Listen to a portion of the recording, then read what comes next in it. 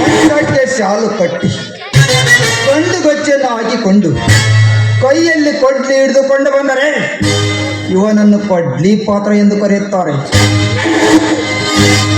ಮನಸ್ಸಿನಲ್ಲಿ ಏನೋ ಸಂತೋಷವಿದ್ದರು ನಗು ನಗುತ್ತ 2 ಜನಪದ ಗೀತೆಯನ್ನು ಆಡಿದರೆ ಇವನನ್ನು ಆಶಾಪಾತ್ರ ಎಂದು ಕರೆಯುತ್ತಾರೆ. ಮನಸ್ಸಿನಲ್ಲಿ ಏನೋ ಸಂತೋಷವಿದ್ದರು ದುಃಖದಿಂದ 2 ಹನಿ ಕಣ್ಣೀರು ಸುರಿಸಿದರೆ ಅವನನ್ನು ಕಥಾನಾಯಕ ಬಡವ ಎಂದು ಕರೆಯುತ್ತಾರೆ.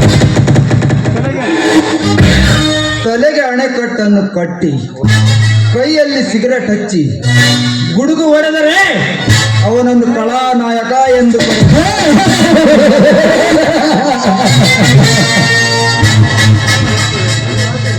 ಒಂದು ರಾತ್ರಿ ನಡೆದು ಹೋಗುವ ಈ ಕಥೆ ಕಾದಂಬರಿ ಬಗ್ಗೆ ಇಷ್ಟೊಂದು ಚಿಂತಿಸುವ ಈ ಜನ ದಿನನಿತ್ಯ ಈ ಸಮಯದಲ್ಲಿ ದರ್ಪ ದಬ್ಬಾಳಿಕೆಯನ್ನು ಮಾಡಿದರೂ ಯಾರು ಚಿಂತಿಸುವುದಿಲ್ಲ.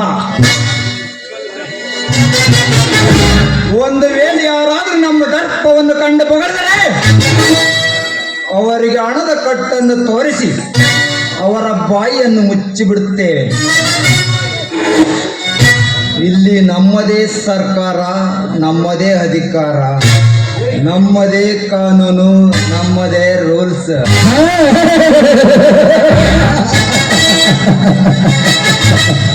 ಹೇಗಿದೆ ಈ ದೇವೇಂದ್ರ ದೇಸಾಯಿ ಗೌಡನ ಹಣದ ಚಮತ್ಕಾರ?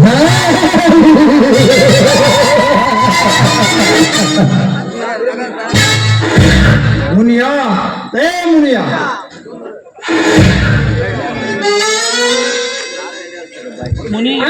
ಈ ಗೌಡಗ ಓದ್ ಚಂದಾಗ ನನ್ನ ಸೌತಿಗೆ ಊಟನ ಅಂತೀನಿ. ಯಾವಾಗ ನೋಡಿದ್ರು ಮುನಿಯಾ ಮುನಿಯಾ ಅಂತ ಸಾಯ್ತಾನ. ಮುನಿಯಾ, ಏನು ಯೋಚಿಸ್ತಿದ್ಯಾ? ಅಲ್ರಿ ಗೌಡ, ನನಗೆ ಸರಿಯಾಗಿ ಕಣ್ ಕಾಣೋದಲ್ಲ.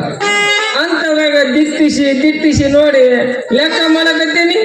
ನೀವು ನೋಡಿದ್ರೆ ಒಂದಾಸವನ ಮುನಿಯಾ ಮುನಿಯಾ ಅಂತೇಳಿ ಒದರಾಕತ್ತೀರಿ. ಕರೆ ಕಳ್ಕೊಂಡು ಎಮ್ಮಿ ಹಂಗ. ಮುನಿಯಾ, ಲೆಕ್ಕದ ವಿಚಾರ ಆಗಿರಲಿ. ಆ ಪರಮೇಶನಿಗೆ ಕೊಟ್ಟ 3 ತಿಂಗಳ ಅವಧಿ ಮುಗೀತಲ್ಲ? ಮೇ, ಜೂನ್, ಜುಲೈ ಗೌಡ 3 ತಿಂಗಳ ಮುಗಿದೈತ್ರಿ. ಮುನಿಯಾ, ಹಾಗಾದರೆ ಆ ಪರಮೇಶನ ಮನೆಗೆ ಹೋಗಿ ನಮ್ಮ ಸಾಲವನ್ನು ಕೊಟ್ಟರೆ ತೆಗೆದುಕೊಂಡು ಬಾ, ಕೊಡದಿದ್ದರೆ ಅವನನ್ನು ಒದ್ದು ಎಳೆದುಕೊಂಡು ಬಾ. ಆಯ್ತು ಗೌಡ್ರೆ.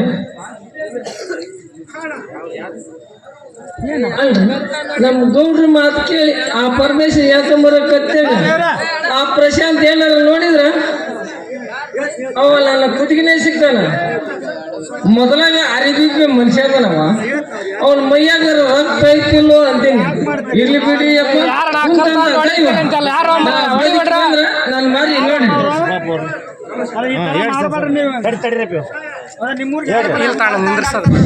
ದಯಮಾಡಿ ಯಾರು ಕಲಾ ಪ್ರೇಕ್ಷಕರು ಈ ಸ್ಟೇಜ್ ಮುಂದ್ಗಡೆ ಕಲ್ಲೋಸಿದ್ದಾರೆ ಅಂತದ್ದು ಯಾವ್ದು ಮಾಡ್ಬೇಡ್ರಿ.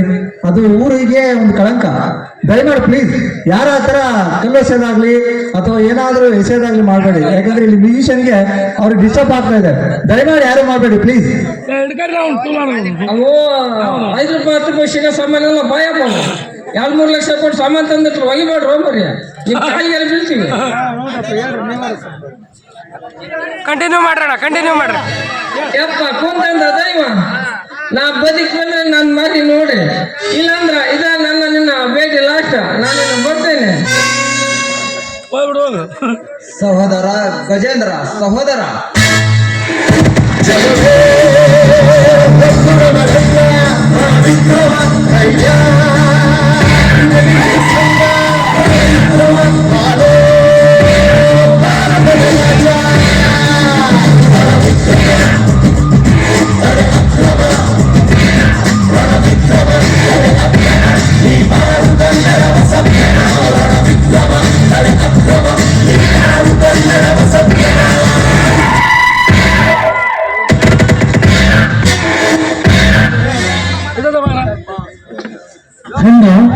ಇಂದೇಕ ನನ್ನ ಮನಸ್ಸಿಗೆ ಯಾವಾಗಾದ್ರೂ ಒಂದು ಜಿಂಕೆಯನ್ನು ಬೇಟೆ ಆಡಬೇಕು ಅನಿಸುತ್ತೀನಿ. ಯಾವಾಗಾದ್ರೂ ಬೇಟೆ ಇದೆಯಲ್ಲ. ಜಿಂಕೆ ಗಜೇಂದ್ರ, ಬೆಂಗಳೂರಿನ ಒಂದು ಒಳ್ಳೆ ರಂಬೆಯನ್ನೇ ಕರೆಸಿದ್ದೇನೆ. ಆ ಪರಮೇಶನನ್ನು ಬರಲು ಹೇಳಿದ್ದೇನೆ. ಅವನು ಬಂದ ಹೋದ ಮೇಲೆ ನಾವು ಇಬ್ಬರು ಸೇರಿ ಆ ರಂಬೆಡನೆ ಮಜಾ ಮಾಡೋಣ.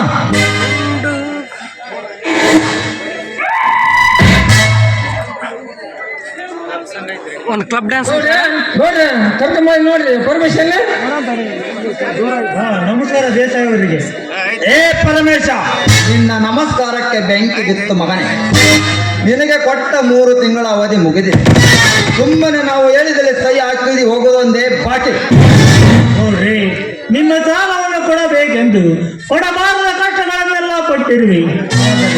ಮಳೆರಾಯ ಮಾಡಿದ ಅಪಘಾತದಿಂದ ಬೆಳೆ ತುಂಬಿ ನಿಂತಿರುವ ನಮ್ಮ ಹೊಲದ ಬೆಳೆಯಲು ನೆನರಾಗಿ ಎಂಬ ಚಿಡಿಮಿಗೆ ಸಿಕ್ಕು ನಾಶವಾಗಿ ಹೋಗಿದೆ ನೋಡ್ರಿ, ನಾಶವಾಗಿ ಹೋಯಿತು. ಪರಮೇಶ, ನಿಲ್ಲಿಸು ನಿನ್ನ ಕಣ್ಣೀರಿನ ನಾಟಕವನ್ನು. ನಿನ್ನ ಕಣ್ಣೀರಿನ ನಾಟಕವನ್ನು ನೋಡಿ ಕರಗಕರಣರು ಯಾರೂ ಇಲ್ಲ. ಸುಮ್ಮನೆ ಆಸ್ತಿ ಪತ್ರಕ್ಕೆ ಸೈನ್ ಆಗ್ತೀಯೋ ಇಲ್ಲ ಕಂಬಕ್ಕೆ ಕಟ್ಟಿ ಮೈ ಚರ್ಮ ಸುಲಿಯಬೇಕು. ಚಿಕ್ಕದ ಮಾಡ್ರಿ, 1 ವಾರ ಕಾಲಾವಕಾಶ ಕೊಡಿ. ಏನಾದ್ರೂ ಹಣ ತಂದು ನಿಮ್ಮ ಸಾಲವನ್ನು ಕಟ್ಟುತ್ತೇನೆ. 1 ವಾರ? ಪರಮೇಶ, 3 ತಿಂಗಳ ಅವಧಿ ಕೊಟ್ಟಿದ್ದಲ್ಲದೆ ಮತ್ತೆ 1 ವಾರ ಕೊಡಬೇಕೆ? ಸೋಮ, ಭೀಮ, ಹೇಳಿಕೊಡ್ರಿ, ಏನ್ ಮಾಡ್ಬೇಕು? ಹೊಟ್ಟಿ ಹಾಕಿರಿ ಆ ಬಡವನನ್ನು. ಕೊಡ್ರಿ. ಇವತ್ತು ಸಾಲವನ್ನು ಕೊಟ್ಟು ಯಾರು ಬಿಡಿಸಿಕೊಂಡು ಹೋಗುತ್ತಾರೆ ನೋಡೋಣ. ಆಯ್ತು ಕೊಡ್ರಿ.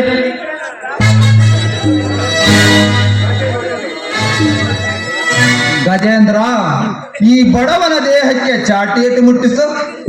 ಏ ಸೋಮ, ಹೋಗಿ ಚಾಟಿಯನ್ನು ತೆಗೆದುಕೊಂಡ ಬಾ.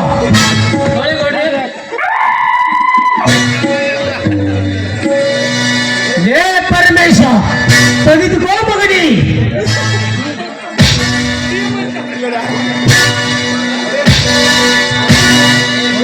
ಹೊಡೆಯಬೇಡಿ, ಹೊಡೆಯಬೇಡಿ. ನಿಮಗೆ ಕಾಲಿಗೆ ಬಿದ್ದು ಬೇಡಿಕೊಳ್ಳುತ್ತೇನೆ, ಹೊಡೆಯಬೇಡಿರಿ.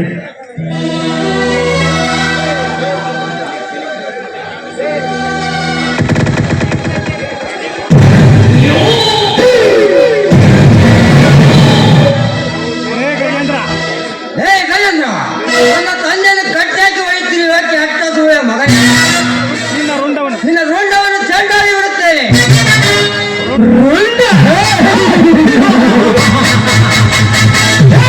ನನ್ನ ರುಂಡ ಕಡಿತನೊಂದು ಪುಡಿದಾಡುತ್ತ ಶಂಡ ನನ್ನ ಮಗನಿಗೆ ಬಾಯಿಗೆ ಬಂದಂತ ಮಗಳಿದ್ರೆ ನಿನ್ನನ್ನು ಸುಟ್ಟು ಹಾಕಿ ಬಿಡ್ತೇನೆ.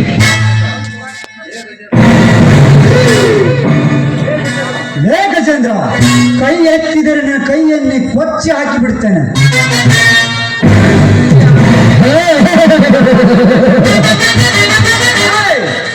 ಅಪ್ಪಣೆ ಇಲ್ಲದೆ ಈ ಅರಮನೆಗೆ ಹದ್ದಿನಂತೆ ಹಾರಿ ಬಂದು ಗಂಟಲು ಅರಿದುಕೊಳ್ಳುತ್ತಿರಲ್ಲ ಮಗನೇ. ಯಾರಲೇ ನೀನು? ಬರುವನು ಆ ಬ್ರಹ್ಮ, ಕರೆಯದೇ ಇದ್ದರೆ ಬರುವನು ಯಮ. ಹಳ್ಳಿಯಲ್ಲಿ ನಿಮ್ಮಂತ ಗೌಡರ ಆರ್ಭಟ ಹೆಚ್ಚಾದಾಗ ಅದನ್ನು ಧ್ವಂಸ ಮಾಡಲು ಬರುವನು ಈ ಹುರಿದದ್ದ ಉಗ್ರ ನರಸಿಂಹ.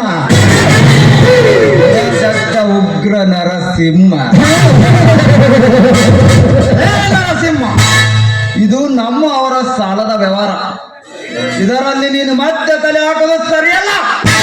ಸುಮ್ಮನೆ ಹೊರಟು ಹೋಗ ಮಗನ. ಲೇ ದೇಸಾಯಿ, ಸಾಲ ಕೊಟ್ಟ ಮಾತ್ರಕ್ಕೆ ಸಾಯಿಸುವ ಅಧಿಕಾರ ನಿನಗಿಲ್ಲ.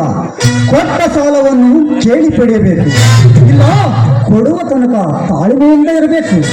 ಅದನ್ನು ಬಿಟ್ಟು ಈ ರೀತಿ ಕಟ್ಟಿ ಹೊಡೆದರೆ, ಈ ಸಂಕಟವನ್ನು ನೋಡಿ ಈ ರೈತರು ಸಿಡಿದೆದ್ದರೆ ಬಡ್ಡಿ ಹಾಡುವ ನಿಮ್ಮಂತ ಗೌಡರ ಮನೆಗೆ ಬೆಂಕಿ ಹಚ್ಚದೆ ಬಿಡಲಾರರು.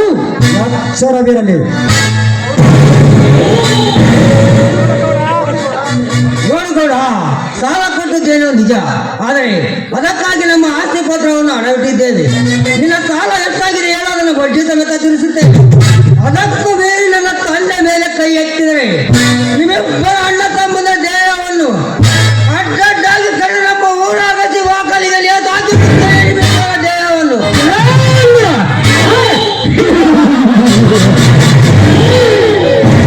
ಪ್ರಶಾಂತ, ಈ ದೇಶ ಇತ್ತವರ ಮನೆಗೆ ಬಂದು ನಮ್ಮಿಬ್ಬರ ದೇಹವನ್ನು ನೇತು ಹಾಕುತ್ತೇನೆಂದು ಹಾರಾಡುತ್ತಿರೋ ಅಯೋಗ್ಯ ನನ್ನ ಮಗನೇ, ಸುಮ್ಮನೆ ಕೊಟ್ಟ ಟೈಮಿನಲ್ಲಿ ನಮ್ಮ ಸಾಲವನ್ನು ತೀರಿಸು. ಅದನ್ನು ಬಿಟ್ಟು ನಮ್ಮ ರುಂಡ ಕಡಿತನೆಂದು ರುದ್ರಾವತಾರ ಹೊತ್ತಿದರೆ ಒಂದೇ ಹೊಡೆತಕ್ಕೆ ನಿನ್ನ ದೇಹನೆಲ್ಲ ಕಚ್ಚಿ ಬೀಳೋದು ಈ ರುದ್ರ ಭೂಮಿಯಲ್ಲಿ. ನೆಲ ಕಚ್ಚಿಸಲು ನಿನಗೂ ಸಾಧ್ಯವಿಲ್ಲ, ಮಕ್ಕಳಿಗೂ ಸಾಧ್ಯವಿಲ್ಲ. ನಿಮ್ಮ ಹಾಗೆ ಬಡವರ ಮನೆಯನ್ನು ಮುರಿದು ಅವರ ಸಂಸಾರ ಹಾಳು ಮಾಡಿ ಬೆಳೆಯುತ್ತಿರುವ ಅಯೋಗ್ಯವು ನಾನಲ್ಲ. ಬೆಳೆದ ಮಜ್ಜಿಗೆ ರೊಟ್ಟಿ ಉಂಡ ಬೆಳೆದಲೇ ಈ ಗಂಡಿನ ಗಂಡು ಪ್ರಶಾಂತ ವೀರ ಸರದಾರ.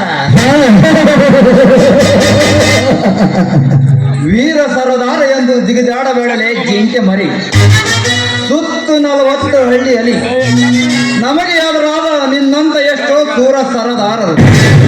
ಈ ಗೌಡರ ಅರ್ಬಡಕ್ಕೆ ಸಿಕ್ಕು ದಿಕ್ಕೆಟ್ಟು ಊರು ಬಿಟ್ಟು ಓಡೋಗಿದ್ದಾರೆ. ಇನ್ನು ನೀನಂದ್ರೇನಲೇ ಪಶು ಪಕ್ಷ. ಇನ್ನೊಂದು ಮಾತು ನುಡಿದರೆ ನಿನ್ನನ್ನು ಸುಟ್ಟು ಹಾಕಿ ಬಿಡುತ್ತೇನೆ ಮಗ. ಹೇಗೋಣ ಸುಟ್ಟು ಹಾಕುತ್ತೇನೆ ಜಗದ ಮಾತನಾಡೋ ಮಗನೇ. ನಿನ್ನ ಸುಟ್ಟು ಹಾಕೋದಕ್ಕಿಂತ ಮುಂಚೆ ಈ ಪುಂಡೆಯಿಂದ ಪೊಳ್ತುನಿಂದ ನಿನ್ನ ರುಂಡವನ್ನು ಕಡಿಯಬೇಕಾಗುತ್ತದೆ. ಯಾಕೆ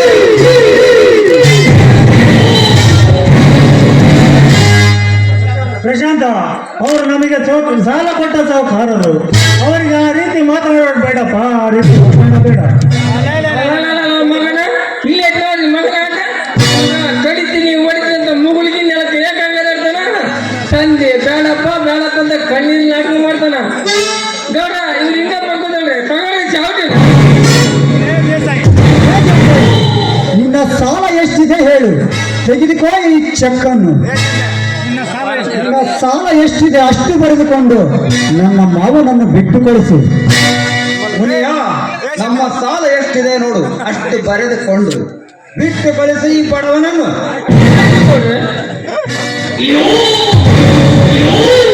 ಏ ದೇವತಾಯಿ, ಇಷ್ಟಕ್ಕೆ ತಿಳಿದುಕೊಂಡು ನಡೆದರೆ ಒಳ್ಳೆಯದು. ಇಲ್ಲವಾದರೆ ಇನ್ನೊಂದು ಸಲ ನಮ್ಮ ಮನೆ ತಂಡಕ್ಕೆ ಏನಾದರೂ ಬಂದರೆ ಕುಯನ್ ಕಾರ್ಯವನ್ನು ರಚಿಸಿರುವ ಈ ನಾಟಕಕ್ಕೆ ನಿಮ್ಮಂತ ಗೌರವ ಘಟ ಉರುಳಿಸಿ ಈ ನಾಟಕಕ್ಕೆ ರೈತಾಳಿಸಿದ ರಕ್ತದ ಕಳೆಯನ್ನು ತಿಳಕಡಿದಿದ್ದರೆ ನನ್ನ ಹೆಸರು ಬಯಸಿದೆ ಗೌರವಕ್ಕೆ ಪ್ರಶಾಂತನೇ ಅಲ್ಲ.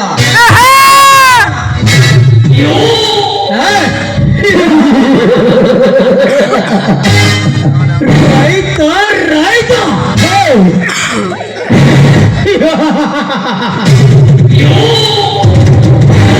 ಪ್ರಶಾಂತ, ರೈತ ಹರಿಸಿದ ರಕ್ತದ ಓಕಳೆ ಎಂದು ಚಿಲಕ ಇಟ್ಟ ಈ ನಾಟಕದಲ್ಲಿ ನಾನೇ ಜಗತ್ತು ಎಂದು ಗರ್ವದಿಂದ ನಡೆಯುತ್ತಿರುವ ನಿನ್ನ ಮುತ್ತಿನ ತಂಗಿ ಸೀತಳ ಮೇಲೆ ಕಂಡಿಟ್ಟು ಕರತಿ ಮೇಲೆ ಕಂಡಿಟ್ಟ ನಾಯಕ ನಾನಾಗುತ್ತಿದ್ದರೆ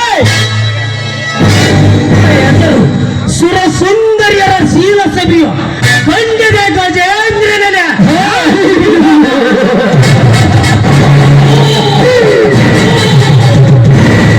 ಪ್ರಶಾಂತ, ಸಿಡಿಲಿನಂತೆ ನುಡಿದು ಮತ್ತಷ್ಟು ಕೆರಳಿಸಿಬಿಟ್ಟ ಈ ಕಾಳಿಂಗ ಸರ್ಪವನ್ನು. ನಿನ್ನ ಗೊಟ್ಟು ಬೆದರಿಗೆ ಎದರೆ ಸುಮ್ಮನೆ ಉತ್ತ ಸೇರುತ್ತದೆ ಎಂದು ತಿಳಿಯಬೇಡ ಈ ಸರ್ಪ.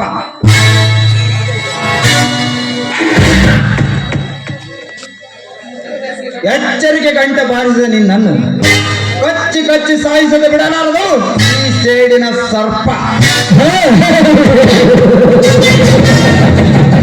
ಪ್ರಶಾಂತ, ನೀನು ಹಾಕಿದ ಸವಾಲಿಗೆ ಮುಯ್ಯಿಗೆ ಮುಯ್ಯಿ ತೀರಿಸದೆ ಬಿಡಲಾರ ಈ ದೇವೇಂದ್ರ ದೇಸಾಯಿ ಗೌಡ. ಸಾಕ್ ಬರ್ರಿ, ಇಸ್ಕೊಂಬಂದ್ರಲ್ಲ ಇನ್ನ ಬೆಳ್ತಾನ ಐತೆ. ನೀವು ಕರ್ಸಿದ ಅರಣ್ಯ ಕಾಯಕತ್ತಲ್ಲ, ನಾನೆಲ್ಲ ಅರೇಂಜ್ಮೆಂಟ್ ಮಾಡೀನಿ. ಬರ್ರಿ